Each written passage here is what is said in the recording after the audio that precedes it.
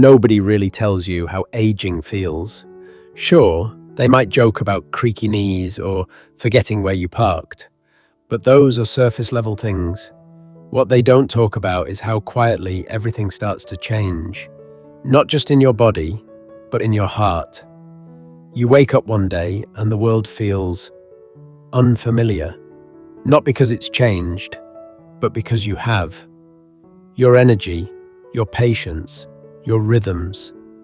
The mirror shows one kind of change, but inside, that's the harder part to name. And then comes the anxiousness. This feeling that time is suddenly speeding up while you're still catching your breath. You think, have I lived enough? Done enough? There are things you still want to try, people you still want to love better, wounds you haven't healed, but the clock doesn't pause for that. You find yourself chasing the undone, trying to squeeze meaning into whatever time is left. And some days, it feels like there's just not enough of it. There's no roadmap, no syllabus. You live and you learn what hurts, what helps, what heals.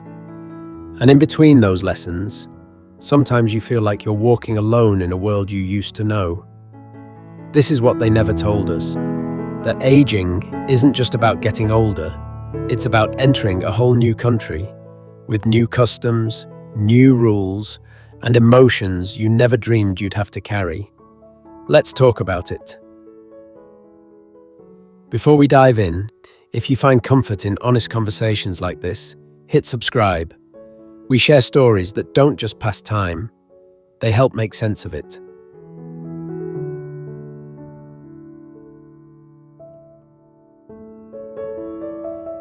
It happens slowly, then all at once. At first, it's a stiff shoulder, a forgotten name, a pair of glasses that somehow aren't strong enough anymore. You tell yourself it's nothing, just a bad night's sleep, just stress, just normal. But one morning, you're brushing your teeth and you catch a glimpse of yourself in the mirror. And for a split second, you don't recognize the face looking back. Not because it's unfamiliar, but because you remember it differently. That's the moment that sneaks up on you. Not the wrinkles or the grey hair, but the realization that time has been moving even when you weren't paying attention. And it's not just your face that's changed. Your body moves differently now. You sit down a little slower. You think twice before lifting something heavy. There's a hesitation where there used to be instinct. No one warned you that you'd have to renegotiate your relationship with your own body, that you'd need to make peace with its limitations, its surprises, its quiet rebellions. And that's the part that can sting. Not the change itself, but how unfamiliar it all feels. Like waking up in a house you've lived in for years, and suddenly, the walls have shifted overnight. You wonder, when did this happen? Why didn't I notice it coming? But there's no answer, just a soft truth. You're still you, but also someone new.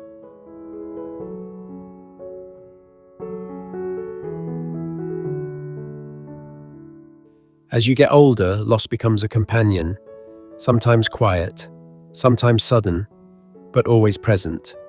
You lose people, parents, siblings, friends, sometimes slowly, over years of illness, sometimes in a phone call that changes the air in the room forever. And it's not just the people. You lose moments too. You watch your kids grow up and move away. You retire from a job that once gave your days shape. You stop being needed in the same ways. And there's an ache in that, even if you're proud of who they've become, even if you were ready to let go. No one prepares you for the way roles fall away like autumn leaves. Parent, provider, partner, protector. One by one they shift or disappear.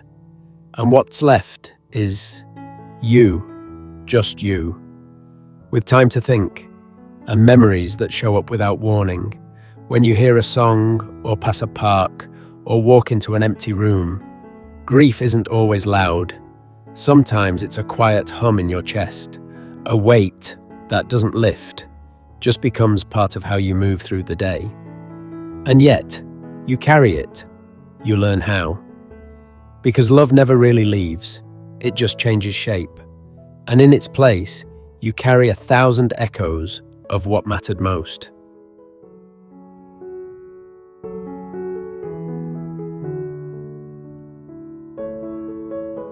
There's a kind of loneliness that doesn't come from being alone. You can be in a room full of people, even family, and still feel like no one really sees you. Not the way you used to be seen, not the way you once saw yourself. Because aging has a way of making you invisible. People start talking around you instead of to you. They speak louder, slower, or not at all. They assume things, what you can handle, what you understand, what you want. And little by little, you begin to feel like you're fading out of your own life. It's a strange thing to be more full of stories than ever, and yet less often asked to tell them.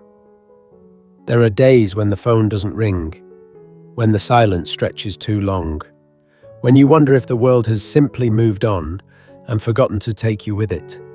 And it hurts, not in a sharp, dramatic way, but in the soft erosion of meaning. You begin to ask yourself, do I still matter? But here's the truth that's easy to forget. You do matter. Not because of how many people call or how busy your calendar is, but because of everything you've lived through, every heart you've held, every mistake you've learned from, every bit of quiet courage it took to keep going. Loneliness tells lies, but your life tells the truth.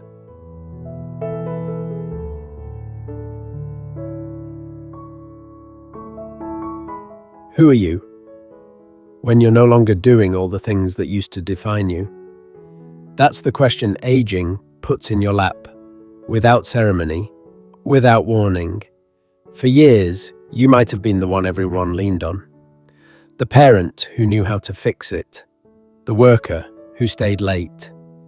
The partner who held everything together. The friend who never missed a birthday. But now, the house is quiet. The job is over. The kids don't need you in the same way. Even your own reflection feels like it belongs to someone else. It's disorienting, because for so long your identity was built on doing, on movement, responsibility, usefulness. And when that starts to fall away, what's left? There's a grief in that, not just for what's been lost, but for the version of yourself that you don't quite know how to reach anymore. Some days, you feel unmoored. Other days, you surprise yourself with a new interest, a spark of curiosity, a conversation that feels real again. The unraveling isn't always a tragedy. Sometimes it's just a clearing, a space where something new might grow, something quieter, maybe, but no less meaningful. Because identity doesn't end, it reshapes itself. And you're allowed to rediscover who you are, even at 60 or 70 or 85, maybe especially then.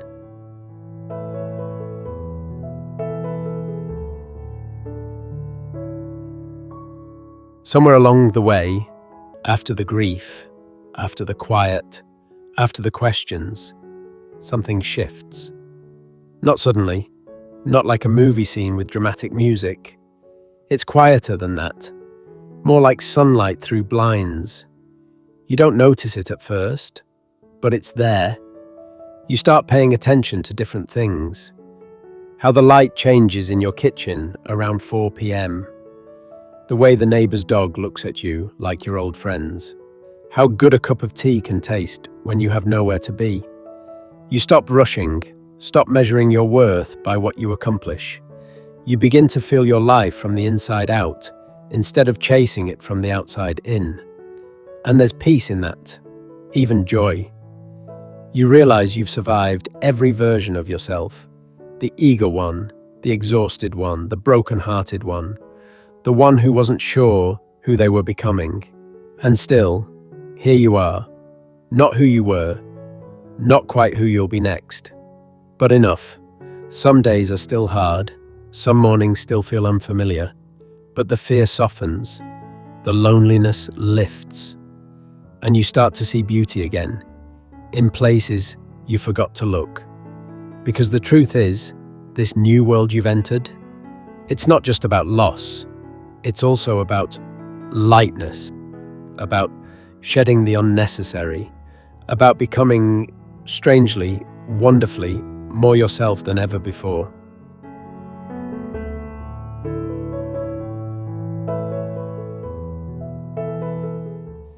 Aging isn't about disappearing, it's about evolving. It asks more of you than you thought, more patience, more forgiveness, more honesty. But it also gives you something in return, a clarity, a tenderness, a deeper understanding of what matters and what never really did. You start to realize that youth wasn't the whole story. It was just the first few chapters. And now, with the noise quieted and the urgency gone, you can finally hear your own voice more clearly. You see now that this phase of life, this strange, beautiful, heartbreaking, liberating season, it's not a closing, it's a turning. And if you let it, it will teach you how to live more fully.